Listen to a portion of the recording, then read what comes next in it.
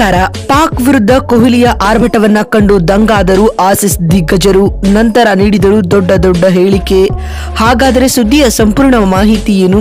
ಅಷ್ಟಕ್ಕೂ ಪಾಕ್ ವಿರುದ್ಧ team India champions ಟ್ರೋಫಿಯ ಪಂದ್ಯ ಗೆದ್ದ ಬಳಿಕ ಆಸೀಸ್ನ ದಿಗ್ಗಜ ಹಾಗೂ ಮಾಜಿ ಆಟಗಾರರು ಹೇಳಿದ್ದೇನು ಗೊತ್ತಾ?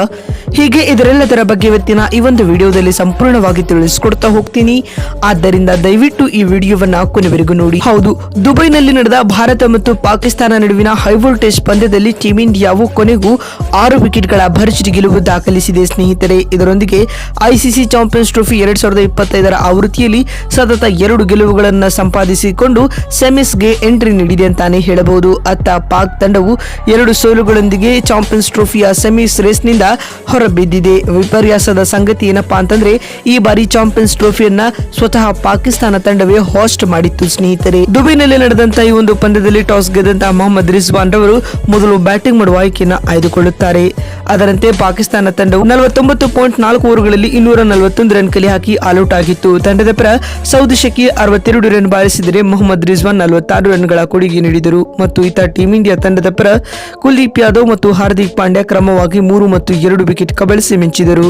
ಟೀಂ ಇಂಡಿಯಾವು ನಿಗದಿತ ಟಾರ್ಗೆಟ್ ಅನ್ನು 42.3 ಓವರ್ಗಳಲ್ಲಿ 4 ವಿಕೆಟ್ ಕಳೆದುಕೊಂಡು ಸುಲಭವಾಗಿ ಚೇಸ್ ಮಾಡಿತು. ತಂಡದ ಪರ ಮಾಜಿ ನಾಯಕ ವಿರಾಟ್ ಕೊಹ್ಲಿ 111 ಎಸೆತಗಳನ್ನು ಎದುರಿಸಿ ಅಜಿಯ 100 ರನ್ ಸಿಡಿಸಿ ಮಿಂಚಿದರು ಸ್ನೇಹಿತರೆ. ಮತ್ತು ಶ್ರೇಯಸ್ ಅಯ್ಯರ್ 56 ರನ್ ಹಾಗೂ ಶುಭ್ಮನ್ ಗಿಲ್ 46 ರನ್ಗಳ ಗೆಲುವಿನ ಕೊಡುಗೆ ನೀಡಿದರು. ಇದರೊಂದಿಗೆ ಟೀಂ ಇಂಡಿಯಾವು ಪಾಕ್ ವಿರುದ್ಧದ ಈ ಮಹತ್ವದ ಪಂದ್ಯದಲ್ಲಿ 6 ವಿಕೆಟ್ಗಳ ಭರ್ಜರಿ ಗೆಲುವು ದಾಖಲಿಸಿದೆ. ಮತ್ತು ಭಾರತ ಪಾಕ್ ವಿರುದ್ಧ ಗೆದ್ದ ಬಳಿಕ ಮಾತನಾಡಿದ ಆಸೀಸ್ನ ದಿಗ್ಗಜ ಆಟಗಾರರಾದ ರಿಕಿ ಪಾಂಟಿಂಗ್ ರವರು ಈ ರೀತಿಯಾಗಿ ಹೇಳಿದ್ದಾರೆ.